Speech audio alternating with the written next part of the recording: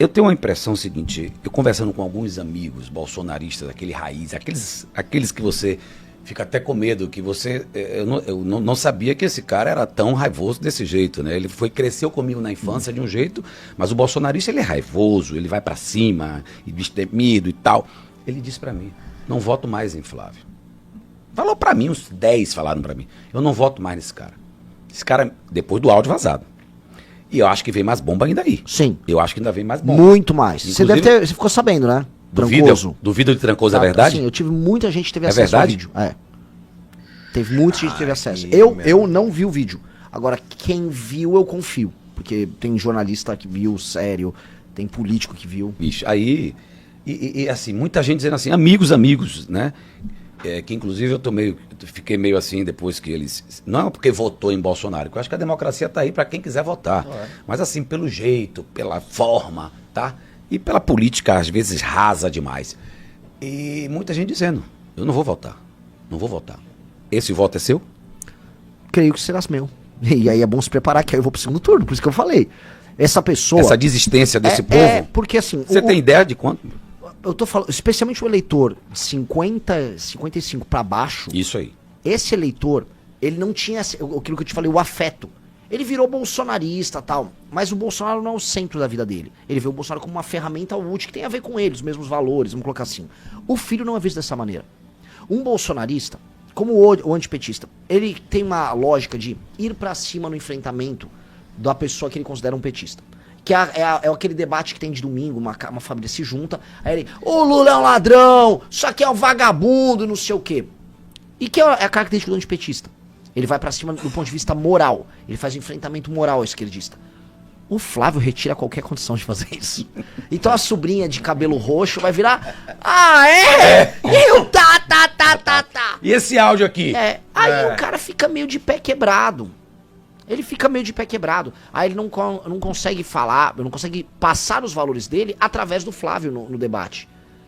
E aí esse cara, que tem um conjunto de valores no lugar, um cara que eventualmente, um cara comerciante, ou defende a família dele, ou que não quer ser assaltado na rua, ele começa a perceber que é uma contradição a defesa do Flávio. E ele fica incomodado. Eu já tinha percebido isso, né? Eu tô rodando o Brasil. Eu rodei Maranhão, eu vi a perda de energia do lulismo entre os mais jovens. Há uma perda de energia, uma falta de perspectiva. Onde ele sempre teve. Exato. E no sul, eu fui pra Santa Catarina, interiorzão de Santa Catarina. Eu fui nas rádios, eu falei, vou apanhar aqui. E aí, todo mundo, não é o Flávio, né? E a gente percebeu, não tem energia. Antes dos áudios. Quando veio os áudios, tá todo mundo aguardando o surgimento de um caminho. Quais são as duas opções que eu coloco aqui, pra análise de vocês? Uma é... ou Zema ou Caiado, que estão adotando a postura de meio que linha auxiliar dos Bolsonaro, avisando, eu tô no banco de reservas, é tipo, né, tô aqui, aquecendo, Não vou bater muito também não, não vou bater nada, eu tô aqui aguardando, me ame. E eu avisando, isto aqui era uma porcaria desde sempre, eu tenho um projeto muito bom, eu tenho uma linha ideológica que você concorda, eu tenho um sistema de valores muito parecido com o seu, e assim, eu não tenho esses erros nas costas, mas eu não vou me furtar de avisar você, eleitor, que você tava errando ficando com esse cara. Eu tô te tratando como um adulto. São dois caminhos. Os mais jovens já escolheram. Vamos ver os mais velhos. Você tem um perfil Milley de ser? Falam isso de você. Saiu um coach muito bom na CNN falando que eu era Milley na forma e Bukele no conteúdo. Eu li. Eu acho com o Milley, o meu perfil de campanha muito parecido com o Milley. Eu tenho banda de rock, ele tem banda de rock. É meio descabelado, eu acabei de olhar aqui, tô um pouquinho descabelado. Comete sincericídios, né? O sincericídio eu vou fazer essa reforma e todo manualzinho de marketing política avisa, não fale isso, vai perder eleitor. Ele fez isso. Então eu acho que faz muito sentido, especialmente na forma. Na aplicação das políticas públicas, até ele teve uma tese que eu acho muito bom, que é, ele logo no começo do mandato, ele mandou o que eles chamam de reforma, pacote ônibus. Ele botou todas as reformas de uma vez e pautou o Congresso argentino por um ano fazendo isso. Acho legal enquanto estratégia. Mas ele não tá bem lá, né? Hoje não, porque as reformas ainda estão demorando a maturar e darem uma resposta. Então ainda tá um clima de indefinição na Argentina. Mas como modelo de candidato, eu acho o Milei um modelo muito interessante. Renan Santos, pré-candidato à presidência da República pelo partido Missão. Renan, eu queria que você fizesse uma análise de Lula e uma análise de Bolsonaro. O Jair ou o Flávio? A família. Tá. Vamos lá. O Lula faz parte de um projeto que foi o maior, assim, ó, meu inimigo, tá? Inimigo histórico enquanto visão de mundo. Mas é o maior partido político da história do Brasil, que é o PT. E eu estudei muito o caso do PT, estudei muito como eles se organizaram, como eles fizeram, porque eu pretendo ter o maior partido político já feito na história, o partido que eu fundei agora no final do ano passado, que é a Missão. E estudando, né, eles pegaram o espírito do tempo, da época, dos anos 60 e 70, eles tiraram a turma da Guerra Armada, foram para uma construção institucional, pegaram o movimento operário que havia em São Paulo, nas periferias das cidades, e tornaram o Lula uma espécie de ícone. E enquanto o partido pegou as classes médias, fizeram as primeiras campanhas com a classe média balançando bandeira e tal, e chegaram ao poder, entretanto, e erraram muito. Eles não entenderam que o espírito do tempo dos anos 70 passou. E esse é o problema. O mundo havia mudado. E em vez de eles focarem em reformas de competitividade que levasse o Brasil para um caminho de crescimento igual a China teve nos anos 2000 e 2010, o Brasil ficou só falando em direitos, aumento de gastos, projeto social. Bolsa Família. Só isso. Você é contra o Bolsa Família? Sou contra. A diferença do remédio pro veneno é a dose. O Bolsa Família como um remédio para permitir que pessoas que não tenham, especialmente cidades muito pequenas, condições de trabalhar, e é real. Você vai para uma cidade pequena no interior aqui da Bahia. Você não vai ter oportunidade de trabalho. Aquela família vai ter que se sustentar de alguma maneira. Aquilo é uma coisa que ajuda a pessoa a não passar fome, a sobreviver. Eu acho que é um ato humanitário e não custa muito. Agora, aqui no Brasil a gente costuma, né, extrapolar. E aí o remédio vira o veneno. 40% das famílias do Nordeste estão no Bolsa Família. A partir do momento que as coisas cruzam essa linha, as pessoas criam uma dependência e o próprio poder público deixa de lutar para criar atividade econômica nos municípios e passa a aceitar isso como uma realidade. Não pode aceitar como uma realidade. O PT aceitou isso e o PT criou formas eleitorais e o PT evitou que o Brasil crescesse nos anos seguintes. E o PT se tornou inimigo do aumento de competitividade. O Xi Jinping, vou dar um exemplo, aqui na Bahia vocês estão com uma presença chinesa muito forte. Sim. O Xi Jinping, ele tem um artigo falando do modelo de crescimento econômico da América Latina e ele dá uma varetada no modelo do PT aqui. Ele fala, esse modelo de política social, assistencialismo, criou pessoas preguiçosas, o Xi Jinping, o chinês. E nós não vamos seguir por esse caminho, é o caminho da produção, aumento do trabalho, aumento da competitividade. Nosso modelo vai gerar crescimento para a China e o modelo deles vai fazer eles ficarem para trás. Este é o modelo que a China, aliada do PT, adotou. O modelo contrário do petismo. Então eu prefiro ouvir o Xi Jinping, ouvir os chineses e falar, nós precisamos do modelo dos chineses. Muito trabalho, imposto baixo, leis trabalhistas flexíveis para você poder contratar e demitir pessoas, abrir e fechar empresas na maior facilidade, atrair investimento estrangeiro e fazer crescer economicamente. A gente aqui só fica falando, vamos distribuir, vamos aumentar direito. Distribuir o quê? Qual dinheiro e qual direito você não consegue garantir? Então, o modelo petista deixou a gente quebrado nessas... E o bolsonarismo? O bolsonarismo... Vamos lá, Flávio Jair Bolsonaro. Eles não têm sequer um projeto. Eles não têm nada. Eles têm uma impressão. E eles repetem chavões. Então, o PT é um partido, tem uma estrutura, tinha um projeto que representava a visão de um tempo equivocado e o Brasil está pagando o preço disso. O bolsonarismo é um culto à personalidade. Você perguntar, Flávio, me fala 5 projetos seus agora. Ele não tem a menor ideia do que ele vai falar. Não há ideia, não existe nada. Sério? É desesperador.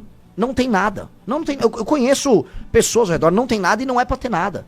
Porque é só sobre o culto à personalidade. É um culto vazio à personalidade. Ou seja, então ele é o pior que o PT, na sua ótica? Eles são diferentes. Eu sempre falo, você prefere pegar ebola ou ser atropelado por uma carreta?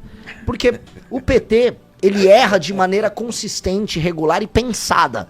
Estudaram, leram e erraram. O Bolsonaro erra intuitivamente. Tipo, vamos por aqui, ó, o caminho tá errado aqui. Sabe que tá errado e vai. Cara, é meio assustador. É meio assustador. Totalmente. É meio assustador. Claro, o problema é o seguinte, os problemas brasileiros estão postos na mesa. As soluções, as políticas públicas que outros países já testaram para resolver os problemas brasileiros já existem. É só a gente olhar o que os outros estão fazendo, copiar e tocar. A gente não faz isso me desespera. Vamos lá. Vamos lá. Uma coisa que me chama muita atenção, até falei isso aqui semana passada. Olha lá, viu? Eu tô olhando o YouTube aqui. Quando o Zé Eduardo... O Renan também tá olhando ali, ó, as frases que estão no YouTube. Eu não sei se ele tá olhando lá. Ali, como é? Não sou fanática, mas Renan é meu candidato 2026. Aí o outro botou, o Jorge, você só vê a direita reunida com banqueiro e empresários. Nunca vi a direita reunida com povão. Eu acho isso injusto com o Bolsonaro. Eu acho o Bolsonaro um movimento popular. Mas me diga uma coisa que me chama muita atenção, até falei aqui quando o Zé Eduardo disse que você vinha, é a história de Flávio Bolsonaro dizer que se você participar de algum debate, ele não vai. Ele tá com medo assim, é medo, é receio, o que é? Também não Renan? entendi. Ele não vai no debate Ele com não você. vai no debate Vocês com têm você. processos um contra o outro? Eu nunca o processei. Dizem que ele disse que ia me processar. Eu não soube se ele me processou ou não. O que eu sei é assim. Ele imaginava que ele ia no debate pegar o Lula. E o Lula, por mais que seja esperto, sempre soube jogar bem no debate, é um homem de 82 anos. E ia ficar lá falando, o cara tá cansado. É um homem de 82 anos. O Flávio e o Caiado não vão falar, desculpa, o Zema e o Caiado vão ficar ali, olha, Flávio, tem uma pequena discordância com você, seus olhos verdes não estão tão bonitos hoje de manhã, sabe? E eu não, eu vou chabulengar ele. Você Os tem um dois, arsenal? né? Lula Os também. dois, eu vou chabulengar os Se você dois. estivesse no debate com os dois aqui, você tem um arsenal pros dois? Ah, vai ser uma delícia. Só que eu vou te falar, Fala. sem querer me achar, só de eu falar o que eu acho diante de uma câmera, da maneira ajustada, já vai gerar um contraste grande. E na hora de perguntar tanto pro Lula quanto pro Flávio, eles terão graves problemas em responder. Vai ser bem difícil eles lidarem. Bem difícil. O Flávio arregou. O Flávio entrou em contato com as emissoras e foi fazer essa chantagem. De não ir pro debate De com não ia, porque ele foi dizendo assim, ó, debate pra ter relevância tem que ter eu, tem que ter o Lula. Se eu não for, não tem debate. Esse cara não tem que ir.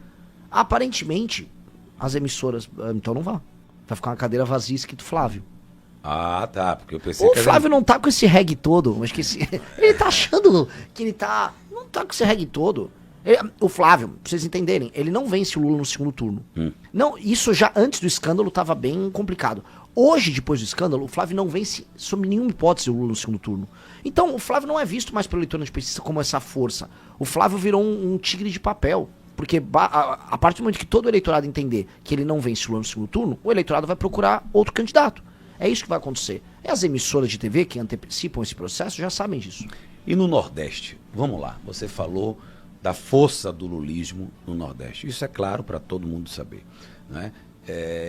Como é que você pretende ir para cima do Lula no Nordeste? Eu estou vendo já que você já está viajando e correndo rádio, mostrando quem é você, né? Isso é importante. Eu lhe pergunto, essa força do Lula no Nordeste é imbatível? Não, eu tenho notícias muito boas para quem quer tirar o lulismo do Nordeste. O lulismo no Nordeste é uma força que cansou. Porque o Nordeste, veja só, uma coisa é a propaganda. Outra coisa é, o Nordeste se desenvolveu nos últimos 20 anos, quando comparado com o resto do Brasil? Não. Quem desenvolveu foi o Centro-Oeste. O Centro-Oeste, Rondônia desenvolveram, Paraná desenvolveu. Então quando eu olho, o Brasil que desenvolveu é o Brasil mais antilulista possível. É o Brasil que fez o receituário contrário. É o Brasil do agro. E as regiões do Nordeste que mais se desenvolveram foram justamente as regiões que não estão dentro do, vamos colocar aqui, do mindset do lulismo. A região do agro, oeste da Bahia, o sul do Maranhão, sudoeste do Piauí, é o tal do Mato Piba. Mesmo em Pernambuco você vai pegar a região de Petrolina. Petrolina, agro. São justamente, vamos dizer, lugares que não fizeram a lição de casa do PT. Então o contraste está claro. E as pessoas do Nordeste, depois de mais de 20 anos, desde que o Lula chegou ao poder em 2003, continuam migrando para outros estados. A população da Bahia está indo embora. Salvador diminuiu a população. A Bahia diminuiu a população. O modelo petista de governar não deu bom no Nordeste. Há, por parte das pessoas mais velhas, uma espécie de uma generosidade com o Lula, uma identificação. Isso está claro. Eu rodei cidades pequenas no Maranhão, conversar com as pessoas mais velhas é muito difícil. Só eles olham pra mim e falam, é Lula! Eu falo, meu senhor, deixa eu explicar, é Lula! Ok. Mas o filho dele não tá assim. O filho dele tá, não, eu sou entregador, tô trabalhando, não, tá difícil, não. É mais jovem, né? Mais jovem. O cara, roubaram meu celular tal dia, a violência chegou na minha cidade. A chegada do crime organizado nas cidades do interior do Nordeste, o celular permitiu, isso aqui é uma reflexão que o Lula não estava pronto. O celular e as redes sociais permitiram que aquela pessoa visse que no Brasil, não na TV, no mundo, no Brasil, outra vida é possível. Que tem gente ganhando dinheiro, tem gente vivendo melhor do que nos rincões que ele vive. Tem gente que na idade dele que não precisa de bolsa familiar. Esse cara fala, pô, mas eu não quero ter essa vida ruim aqui. E aquela pessoa fala, eu quero mais. Só que ela não consegue mais. E ela começa a olhar pra classe política enganando ela. Comprando o voto dos familiares dela. Falando assim, não, fica tranquilo, eu vou te dar um empreguinho na prefeitura. Aí o cara falou, mas eu quero alguma coisa, eu quero mais. Então ele não tá tendo esse mais. Isso mais a chegada do crime fez com que um público até seus 30 anos esteja muito pistola com o PT. E é por isso que eu resolvi rodar nos lugares mais petistas possível. Pô, eu fui no Maranhão, interior do Maranhão. Lugares que o Lula faz 80%, 75%. Piauí, Ceará. É onde eu fui. Eu rodei interior do Ceará, eu rodei interior do Rio Grande do Norte, eu rodei Maranhão inteiro. Você sentiu que... Senti e a nossa resposta ecoou. Outra coisa, essas pessoas não viraram bolsonarista na rejeição ao Lula. Porque eles também não identificam nada no bolsonarismo. O bolsonarismo não fala nada pra eles. Sabe o que o bolsonarismo fala? Que foi o que o Bolsonaro fez no final do mandato? Fica tranquilo que eu vou te dar um auxílio maior do que o Bolsa Família.